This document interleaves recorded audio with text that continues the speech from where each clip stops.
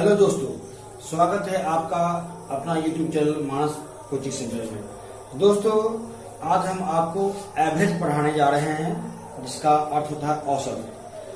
और दोस्तों, आप जानते हैं कि औसत वह एक मान होता है जो दी गई संख्याओं का योगफल तथा दी गई कितनी संख्या है इसके अनुपात से बनता है। दोस्तों, सबसे पहले हम बताना चाहेंगे कि औसत का जो एक सूत्र होता है उसको जान लेना बहुत जरूरी है कि औसत बराबर क्या होता है। औसत अगर निकालना हो तो औसत बराबर क्या होगा, एवरेज। ठीक है। और हम लिखते हैं इसका क्या है कि परिणामों दिए गए परिणामों का योग और योग बट्टे परिणामों की संख्या, परिणामों की संख्या।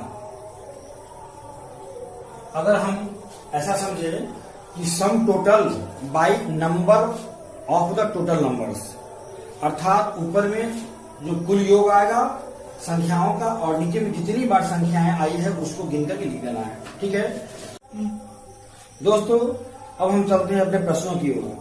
और पहला प्रश्न है कि क्रिकेट के एक खिलाड़ी ने 5 पारियों में क्रमशः 114, 72, 23, 186 तथा 9 रन बनाए। उनकी औसत रन संख्या क्या है?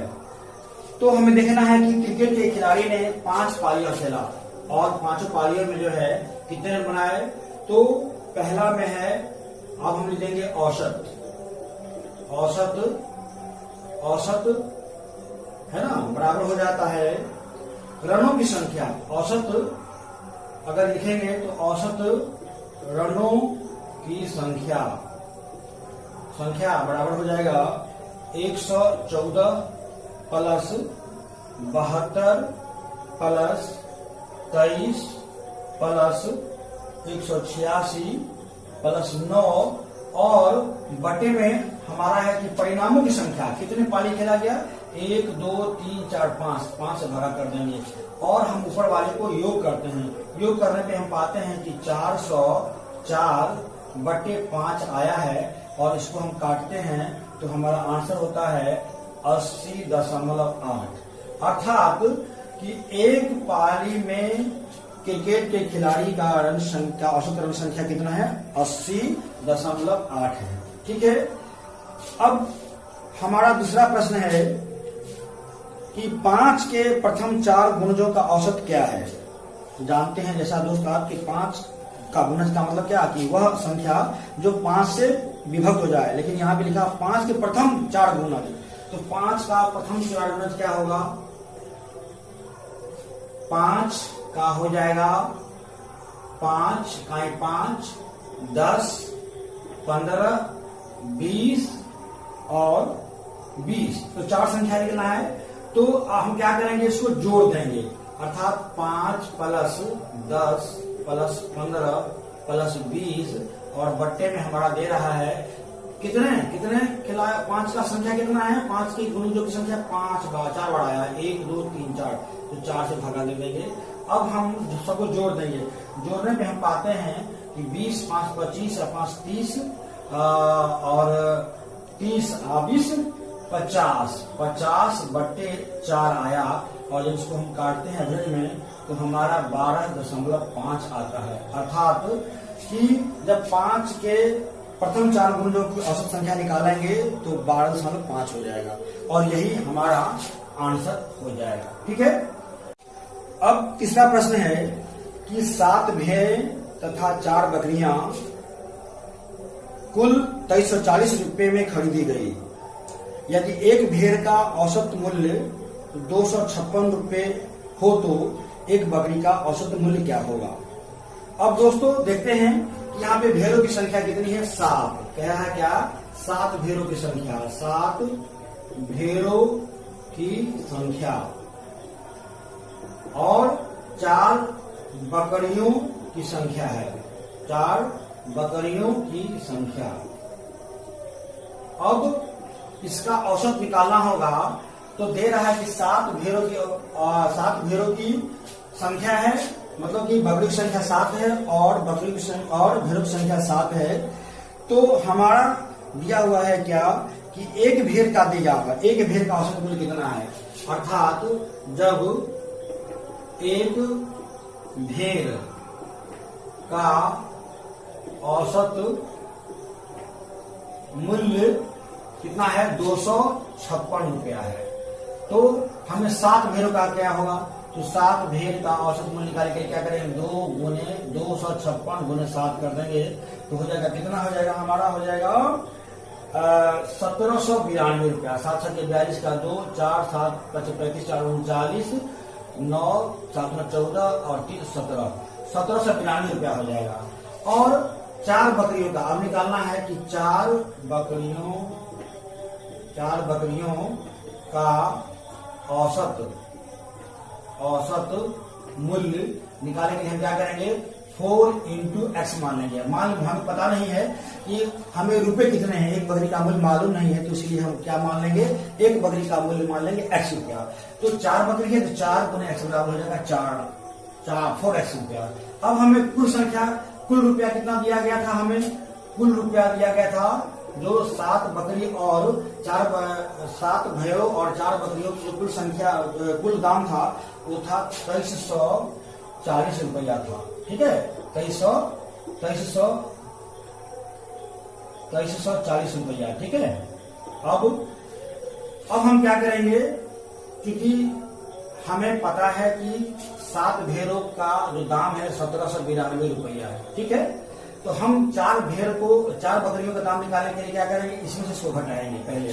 तो लिख देंगे यहाँ पे 4x बराबर हो जाएगा 2340 रुपया माइनस 1792 रुपया। अब ये बराबर हो जा रहा है 548 रुपया के। कितना रुपए के, 548 रुपए के। तो जब 4x बराबर हो गया इतना का, तो x बराबर हो जाएगा 548 बट्टे 4। तो अब काट देंगे, 4 1 4, 4 3 12, 2 28, 4 7 28, अर्थात 137 रुपया हो जाएगा। तो एक बकरी का दाम कितना हो जाएगा, एक बकरी का दाम हो जाएगा 137 रुपया। और अगर हमें 4 बकरी का दाम निकालना होगा तो उसको 4 से मल्टीप्लाई कर देंगे। तो हमारा प्रश्न था कि एक बकरी का औसत मूल्य क्या होगा, तो 137 रुपया हो जाएगा और यही हमारा आंसर हो जाएगा। अब हम चलते हैं अगले प्रश्न की ओर। जो हमारा प्रश्न संख्या 4 है, और वो 4 है कि प्रथम 10 रूट संख्याओं का औसत क्या है। और जानते हैं दोस्तों, रूट संख्या किसे कहते हैं, प्राइम नंबर को कहते हैं। प्राइम नंबर मतलब क्या, कि जो संख्या केवल खुद और 1 से डिवाइड होता है उसी को कहते हैं प्राइम नंबर, अर्थात रूट संख्या। तो प्रथम 10 रूट संख्या लिखना है। तो अब हम चलते हैं अपने क्वेश्चन संख्या 4 की ओर।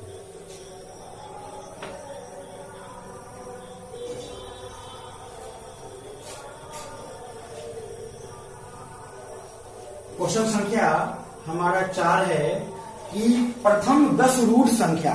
तो पहला तो हम संख्या लिख लेंगे। प्रथम रूट संख्या कितना होगा, प्रथम 10 रूट संख्या अर्थात प्राइम नंबर, अर्थात इसको समझिए प्राइम नंबर।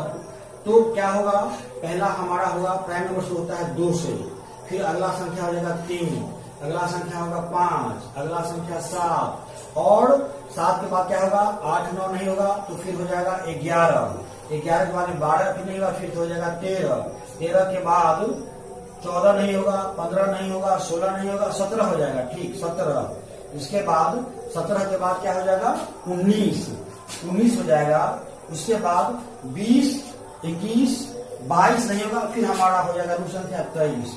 उसके बाद 23 के बाद हमारा जो रूट संख्या होगा वो 24 नहीं होगा, 25 नहीं होगा, 26 नहीं होगा, 27 नहीं होगा, 28 नहीं होगा, बल्कि 29 हो जाएगा। हाँ 29 हो जाएगा। अब संख्या गिनेंगे 1 2 3 4 5 6 7 8 9 10 आ गया।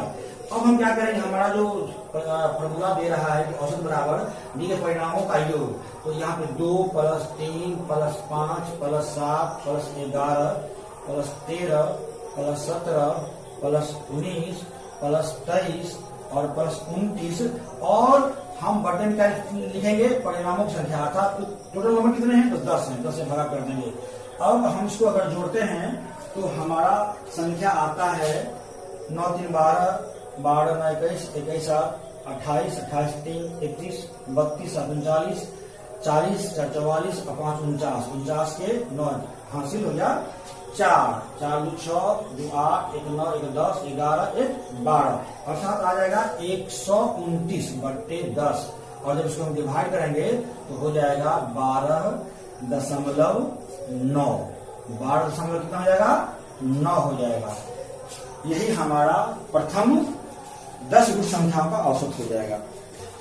5वां प्रश्न है, 30 परिणामों का औसत 20 है तथा इनके अतिरिक्त 20 परिणामों का औसत 30 है, तो सभी परिणामों का औसत क्या है। दोस्तों देखना है कि 30 परिणामों का औसत 20 है, अर्थात मान लेंगे जो हमारा 30 परिणाम है तो 30 परिणाम ही देंगे 30 और उसका क्या है 30 का औसत कितना है 20 है, तो 30 गुना 20 लिख देंगे तो 30 दूना 60 मतलब 600 हो जाएगा। और क्या कह रहा है कि इनके अतिरिक्त 20 परिणामों का औसत 30 है, तो 20 परिणाम ये हो जाएगा परिणाम, इधर वाले हो जाएंगे परिणाम, ये परिणाम वाले हैं और इसका है औसत, ये मान लेंगे औसत, ये औसत हो जाएगा। तो 30 परिणामों का औसत 20 है तो टोटल हो जाएगा 600 और 20 परिणामों का औसत 30 है तो इसका कुल परिणाम दे रहा है 600 हो जाएगा। ठीक है। अब कह रहे हैं क्या कि सभी परिणामों का औसत क्या होगा, तो दोस्तों परिणाम को संख्या को जोड़ देंगे, हम इसको जोड़ देंगे, कितना हो जाएगा 0 और 3 और 2 5 हो जाएगा। कितने परिणाम हो जाएंगे, परिणाम हो जाएंगे परिणामों की संख्या हो जाएगा, परिणामों की संख्या बराबर 50 और टोटल कितना हो जाएगा यहाँ पे जोड़ देंगे तो 1200 हो जाएगा। अब कह रहा है क्या कि सभी परिणाम का औसत निकालना है, तो हम सभी का औसत निकालने के लिए क्या निकालेंगे, औसत बराबर हो जाएगा 1200 और बटे ये परिणाम हो जाएगा टोटल 50। इसको 0 से 0 काट दीजिए और 5 से हो जाएगा तो 5 गुना 10 और 5 होता है अर्थात 24 हो जाएगा। तो दोस्तों 30 परिणामों का औसत 20 था, जिसका कुल टोटल योग आया 600 और 20 परिणामों का जो औसत है वो 30 है अर्थात इसका भी 600 आएगा। टोटल को जोड़ने पे 1200, परिणामों की संख्या जोड़ने पे 50 और योग हमारा जो परिणाम है, जो फॉर्मूला दिया रहा है कि दिए गए परिणामों का योग बटे परिणामों की संख्या, तो वही आधार में हम चलेंगे जिसका आंसर आ रहा है 24। तो हमारा आंसर आ रहा है 24। दोस्तों यह वीडियो आपको कैसा लगा और अच्छा लगा हो तो अभी से लाइक करेंगे, सब्सक्राइब करेंगे और शेयर करना ना भूलेंगे। धन्यवाद।